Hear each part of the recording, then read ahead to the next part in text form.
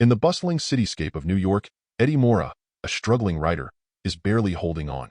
Living off a dwindling book contract advance and support from his girlfriend, he hasn't written a single word, trapped in a painful cycle of creating and erasing drafts. His days bleed into each other as he drifts from bar to couch, hiding from his own failure in the mess of his cramped apartment. Then, one day, his fiancée, Lindy, has had enough. She's advancing in her career and sees no reason to keep bailing Eddie out.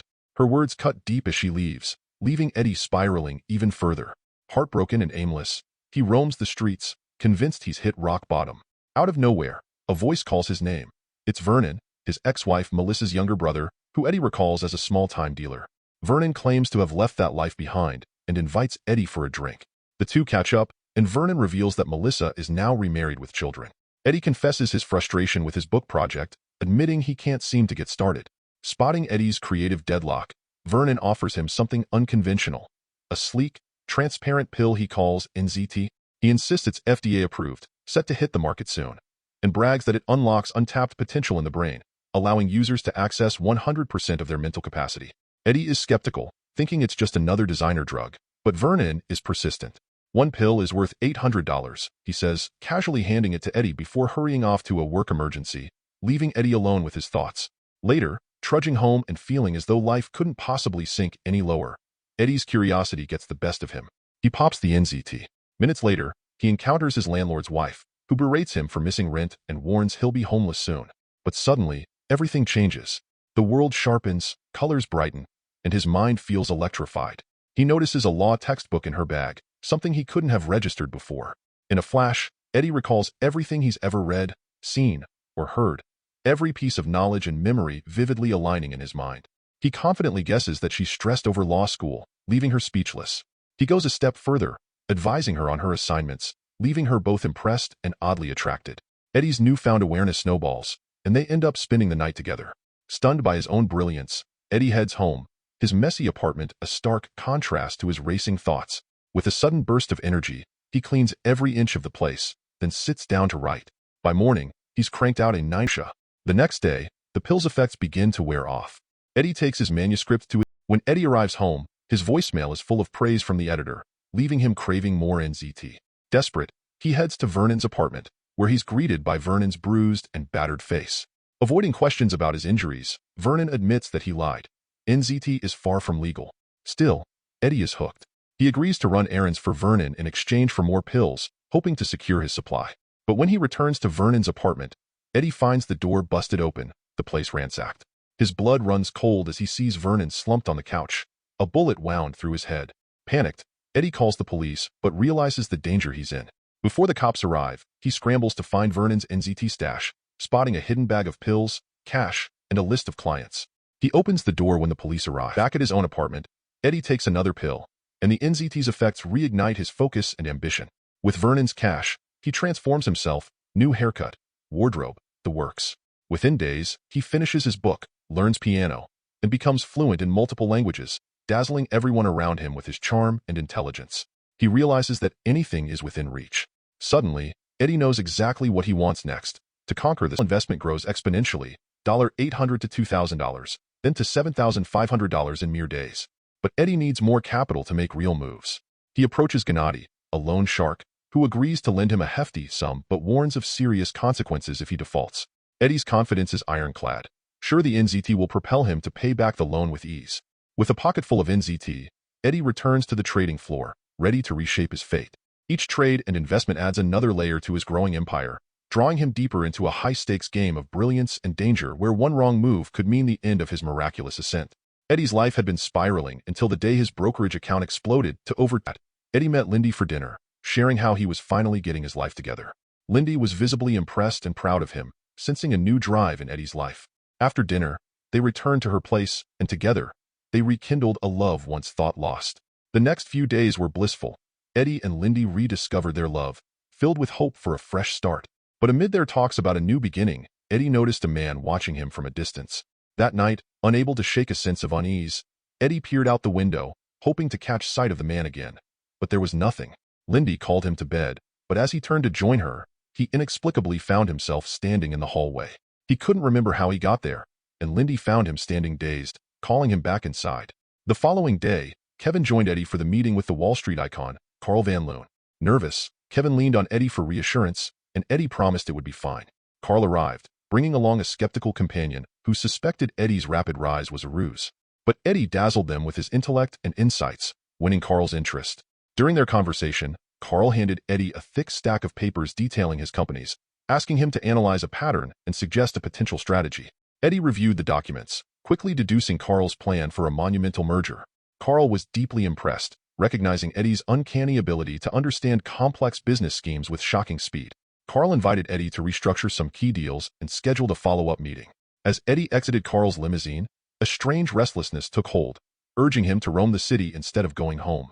But as he walked, something bizarre began to happen. Blackouts hit him one after another, and he found himself reawakening in different parts of the city, completely disoriented. The hours became a blur, his consciousness slipping between extravagant parties, vibrant clubs, and encounters with strangers. At one point, he found himself in a hotel room with a model, yet the night continued without pause. Unknown to Eddie, a shadowy figure was following him, tracking his every move. After leaving the hotel, Eddie stumbled onto the subway and was confronted by a gang of thugs. Instinctively, the drug's effects took over, helping Eddie recall every self-defense move, every fight scene, every trick he'd ever seen. In a blur of heightened reflexes, he fought off the gang single-handedly, escaping just before dawn and finding himself on the Brooklyn Bridge. He looked around, realizing he'd lost nearly 18 hours of his life with no memory of what had transpired. Eddie hurried home, collapsing into bed, only to be jolted awake by his alarm for the meeting with Carl.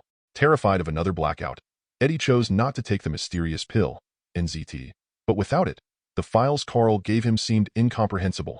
Kevin called, and Eddie tried to delay the meeting, but Kevin insisted he'd lose his chance if he postponed. When Eddie arrived at Carl's office without N.Z.T, he struggled to focus, feeling lightheaded and barely able to speak. Carl noticed Eddie's dazed state and mentioned a powerful new rival, Hank Atwood, who had recently emerged as a financial powerhouse. While Carl expressed concern over Atwood's meteoric rise, Eddie's gaze drifted to a TV screen broadcasting a breaking news report. A woman had been found dead in a hotel room, the same woman Eddie had been with. Panic flooded him, and he excused himself, rushing outside to vomit, horrified by the possibility he might have done something terrible. Desperate for answers, Eddie contacted Melissa, who seemed to know more about N.Z.T. She reluctantly agreed to meet him.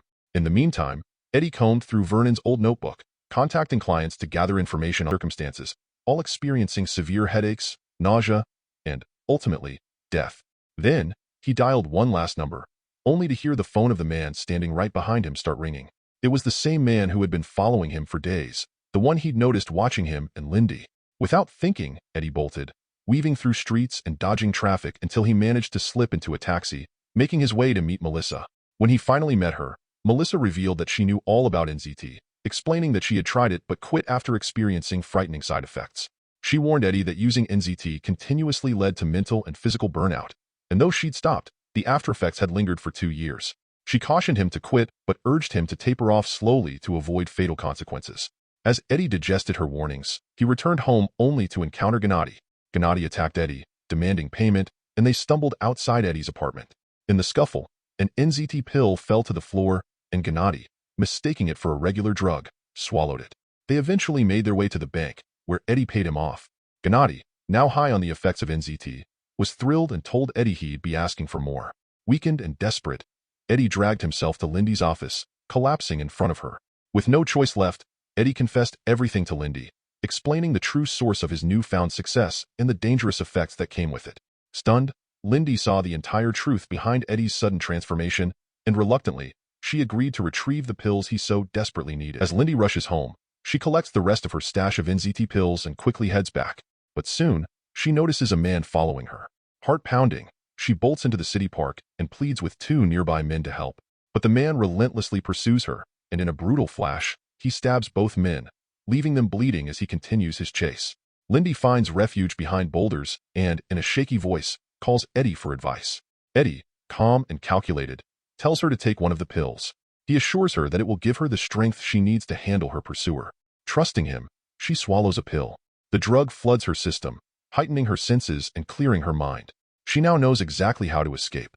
Racing towards an ice skating rink, she seizes a child, spinning her with calculated force, letting the child's skate slice into the man's face. He falls, dazed and bloodied, and Lindy seizes her moment to get away. The next he's made enough money to secure his future. But on the street later, Eddie catches sight of N.Z.T watching him. Eddie confronts him, but N.Z.T demands more pills, greedily eyeing Eddie's stash. Reluctantly, Eddie hands over a few, realizing that N.Z.T's dependence is escalating. With a sense of growing danger, Eddie hires bodyguards, understanding he may need protection at all times. Meeting with Carl Van Loon again, Eddie offers a carefully worded apology, explaining his erratic behavior as a result of illness. Carl remains safeguarding his precious supply of N.Z.T. To ensure a steady flow, he even hires a chemist to reverse engineer the formula. As Eddie perfects deteriorating health, suspecting something isn't right. That evening, Eddie returns to his hotel room to find it ransacked. Someone, he suspects, was searching for his pills. Realizing his vulnerability, Eddie buys a penthouse equipped with high-end security, determined to keep himself and his N.Z.T stash safe. But security proves futile when he encounters N.Z.T again, this time guarded by his own band of thugs. N.Z.T, now clearly also on the drug, blackmails Eddie. Wood's wife arrives, reporting that her husband had been hospitalized after severe pain and dizziness. She assures them, however, that the deal will proceed as soon as Atwood is able to sign. As they escort her downstairs, Eddie catches a glimpse of her driver, the same man who had been stalking him all along. Later that day, Eddie joins Brandt at the police station, where he's placed in a lineup. He removes his suit jacket and hands it to Brandt, who quietly compliments it after Eddie is cleared of suspicion. Heading back to Carl's office, Eddie receives news that Atwood has fallen into a coma. Panicking, he rushes to the bathroom to take another pill, only to find his hidden pocket empty. His entire supply is missing. He stumbles back to Carl, only for a package to be delivered to him. Trembling, he opens it to reveal his bodyguard's dismembered hands, packed gruesomely inside. Horrified, he races out of the office, heading home in a frenzy. Watching the news, he learns of updates on Atwood's health, and a dark laugh escapes him, until he hears a loud banging at his door. Checking the surveillance feed, he sees N.Z.T and his goons outside, using metal grinders and cutters to break in. Trapped, Eddie stumbles to the balcony, weighing the escape by jump. But just as he's about to step off, he remembers. There might be one last N.Z.T pill left in his old tin container. Frantically searching through boxes, he finds it. But before he can take it, N.Z.T and his men break in, and he trips, losing the pill. Pinned down by N.Z.T's goons, Eddie watches as N.Z.T picks up the pill and demonstrates a better way to use it. Dissolving it into a syringe, he injects the N.Z.T directly, making it faster, stronger, and longer lasting. Eddie notices one of the goons has a blind eye while N.Z.T lays out knives, pliers, and blades, ready to torture Eddie into revealing more about N.Z.T. As the henchmen start grinding into Eddie's safe, N.Z.T moves closer, but Eddie stabs him with a concealed knife, struggling fiercely before driving the blade deep into N.Z.T, killing him. Eddie collapses next to N.Z.T's bleeding body and, in desperation, drinks some of the blood to absorb the N.Z.T. His mind bursts back into action, racing with clarity. When the half-blind henchman returns, Eddie surprises him, spitting the syringe needle into his good eye, blinding him. Another henchman charges in, but Eddie evades, grabbing a TV and smashing it over the assailant's head. As Eddie makes his escape, another goon catches him, strangling him, but Eddie kicks him off. The blind goon, in a panic, accidentally shoots his ally. Eddie maneuvers, pushing the blind man into a window using a piano, sending him crashing down. Meanwhile, Hank Atwood dies at the hospital. Eddie arrives to discover Atwood's driver, who helps him uncover the truth. Brandt had been keeping the N.Z.T pills intended for Atwood. They find the stash hidden in Brandt's closet. Years later, Eddie, now a high-profile politician, is running for governor. A representative from a major pharmaceutical firm arrives at his office. It's Carl. Having left Wall Street, Carl is now deep into pharmaceuticals, knowing all about N.Z.T. He offers Eddie a stable supply in exchange for future favors, but Eddie declines. Carl warns that they are the only source of N.Z.T now, with all other labs shut down. But Eddie reveals his ace. He no longer needs N.Z.T. He'd modified it, eliminating side effects and tapering off until his brain adapted permanently. His mind is fully enhanced, without the drug. To prove it, he predicts a car accident outside, which happens seconds later. Eddie presses a hand to Carl's chest, diagnosing heart problems by touch alone. As Carl threatens to be a brutal enemy, Eddie confidently smiles, promising he'll always stay 50 steps ahead. Limitless isn't just a journey. It's a warning, a thrill, and a mind-bending dive into the power of the human brain. How far would you go to unlock your full potential? Subscribe now for more recaps of intense, thrilling journeys like this, and until next time, keep your mind sharp.